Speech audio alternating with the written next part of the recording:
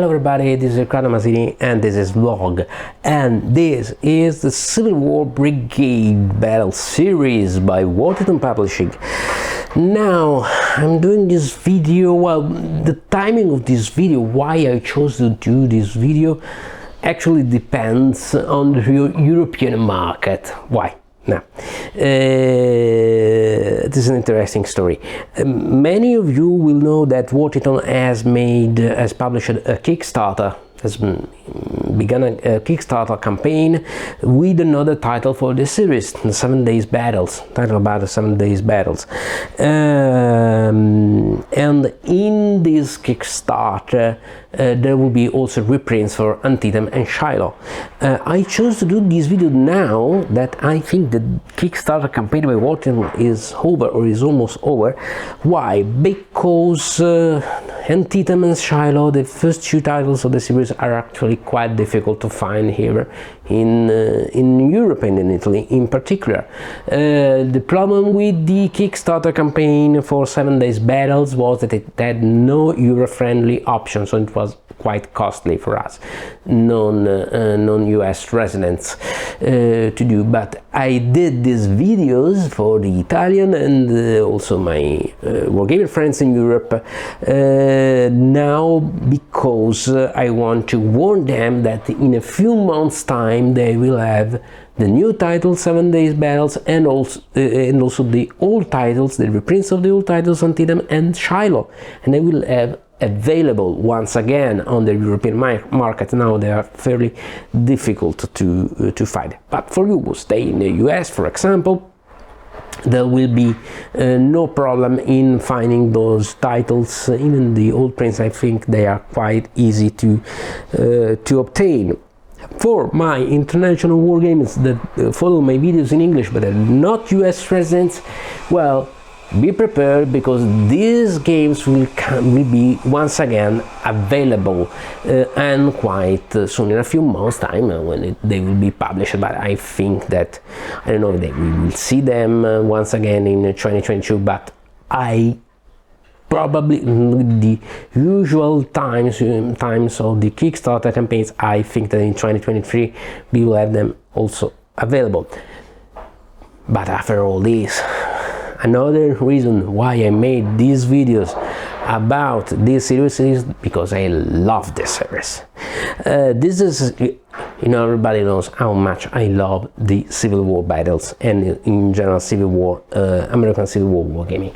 But what I really find great in this series is that they are light war games. They're not complex at all, but they have a lot of detail inside of them in a very intuitive system.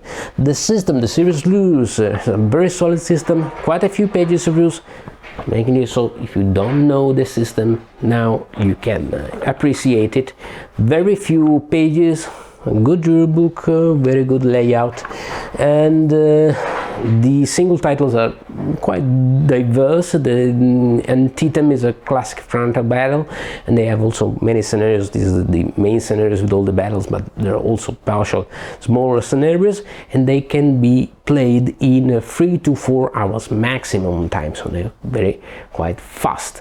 But there are many interesting things. Antietam has off-map movement, reinforcements, corps limitation, because we are in McClellan fantasy land, so why do you attack with all your army at once? Attack with one or two army corps a maximum.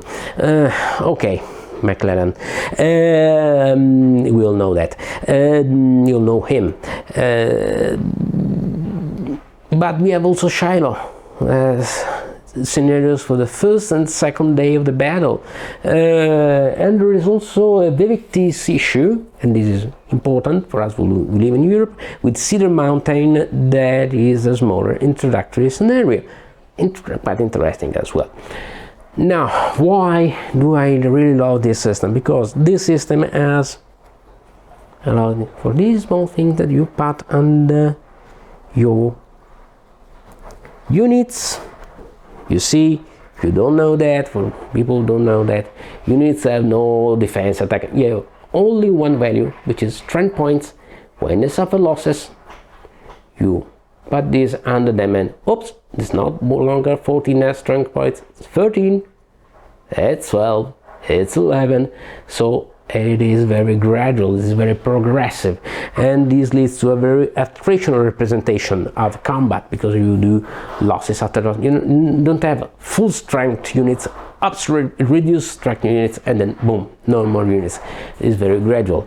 But also when you get at half of your starting strength points 7, you see this color changes. This is the morale value. Every single loss that you suffer changes your morale value. And every single loss that you suffer leads to a morale check, and this morale check is made in different values. You have black units that are okay, average strength, so they check on 7, and must do 7 or less on a die roll. But green units, where are they? Give me a green unit. So essentially a union and northern units, they are green. No surprise here.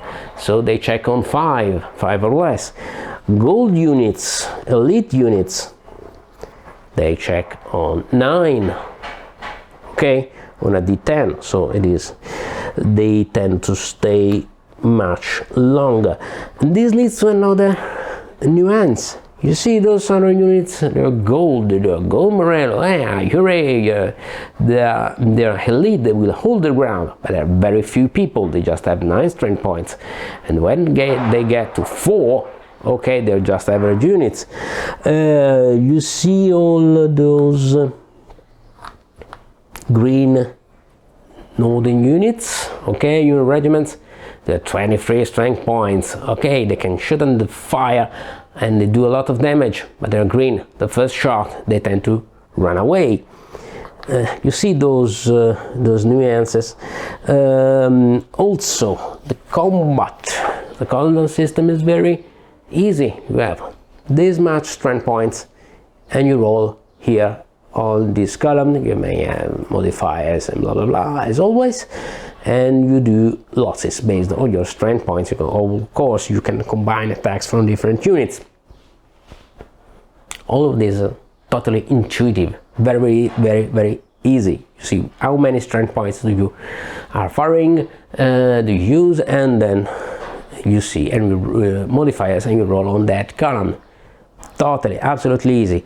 No formations, skirmishes, melee, fire combat, long range, blah blah blah blah blah. Movement, every single kind of formation. Infantry has a movement value, or cavalry has another movement value.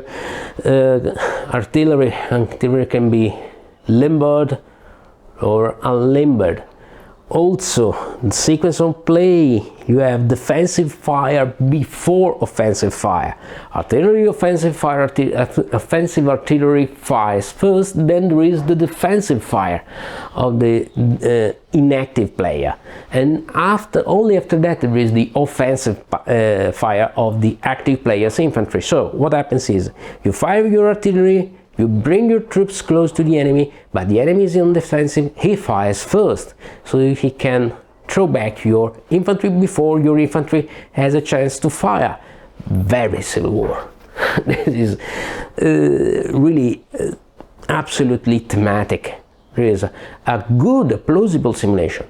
That is why I love so much this system, because it's fast, it's easy, but it has all the right things, all the right stuff that lead me to say, okay, this is a good Civil War game.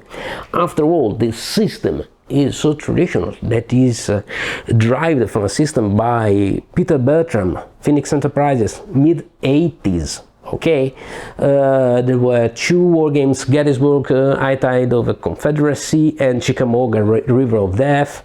No surprise, every war game dedicated to Chickamauga has River of Death somewhere on its subtitle. Anyway, they were in my opinion, they were ahead of their time, those war games, because those war games were actually light war games that belonged to this period more than in the mid-80s, so they had not so much success. But Worthington took that system, reinterpreted it, refined it in a very, very solid system. Also, wonderful components, mounted board, pre-cut counters, fake counters, good graphic. Wow, honestly, that's good. There are some small problems here and there, not in the rulebook. If you download the last version of the rulebook, there's a clarification, those smaller erratas. There's a little tidbits in the scenario rules, but nothing that cannot be solved by a quick answer on Board Game Geek. Nothing terrible. This is solid games, solid system.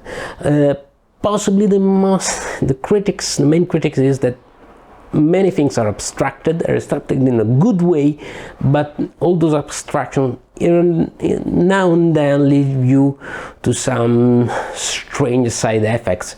Lines may be a bit too mobile, there's a bit too much of back and forth.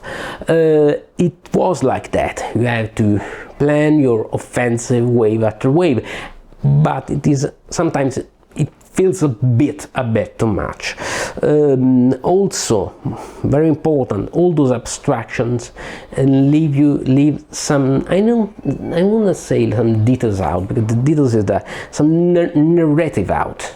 So there are not so many wow moments. So they say, okay, I'm ordering on a special table, and I'm ordering a bayonet charge, a melee, and now I'm using all this incredibly different game system.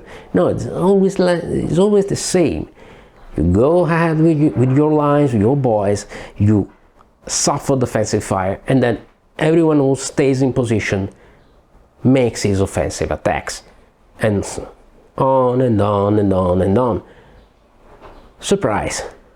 Civil War battles, American Civil War battles, were exactly like that. You had wave 1, wave 2, wave 3, different waves of attack. Okay, no great genius maneuvers that are not possible here, or if you try to do them, they will constantly be derailed by some good defensive fire by your opponent. This may leave the system a bit dry. The leaders are there, but not so many special rules about flamboyant leaders resolving everything by themselves. But I think it is right. It is good from an historical standpoint. There are some moments where units, as I said, tend to go a bit everywhere sometimes. In some instances, all those abstractions sometimes do not allow you to reproduce point by point, possibly some historical moments of the battles, but in general, the general feeling, the general experience is right, is plausible, and it is brutal, because victory conditions are based on how many strength points of the enemy you destroy, on how many casualties. Yes, there are turn objectives you see in different scenarios, but essentially it is attritional, just like Civil War battles. So you come to a battle like this and say, okay, now I'm going to do a Napoleon move. You try to do that, and you get blasted away by the defensive rifle fire of your opponent. And this is exactly what happened, especially in the battles of first phase of the American Civil War. So, hello, welcome to In the Shoes of General Hooker, General Burnside, and General Johnston, General Hill, and so many generals on the northern and the southern side. And for me, this is a very good quality. All of this in a very light wargame. This is why I love this system. It lacks the detailed narration of some more complex systems, no doubts about that, but this is no battle cry. This is not just a gamey game, okay? This is already a simulation, even if a light simulation, but it is very good light simulation. I made this vlog exactly like that because I want to give more visibility to this system now that there is a Kickstarter active or recently over. There are new titles coming. There are many interesting titles, Antietam, Shylock, and in Europe in Vae Victis. But I think that Vae Victis is quite available also outside of Europe. Cedar Mountain, a very interesting system that I don't see so much played, but I like it because there is detail, there are formation, there is cavalry, can dismount, column movement on the roads, command, chain of command, everything is there. And it's just simple. It is just very simple, but also very, very nice. And after all, big components, great components, very, very interesting alternative system. May suit your tastes or not, but if you have the opportunity, I advise you to make at least one try of it. Try it at least once because it is very, very interesting. This was I think I said everything, I hope so. This was Civil War Brigade Battle Service. If I forgot something or you're interested, please leave me comments so that we can discuss on it. Leave me comments under the video. But this was the American Civil War Brigade Battle Service by Worthington, Antietam, but also Silo, Cedar Mountain, and now they are coming 7 days battles. So that's it for today. This is for this time. Once again, have a good time. See you on the next episode, and as always, don't be scared. It's just war games. Ciao.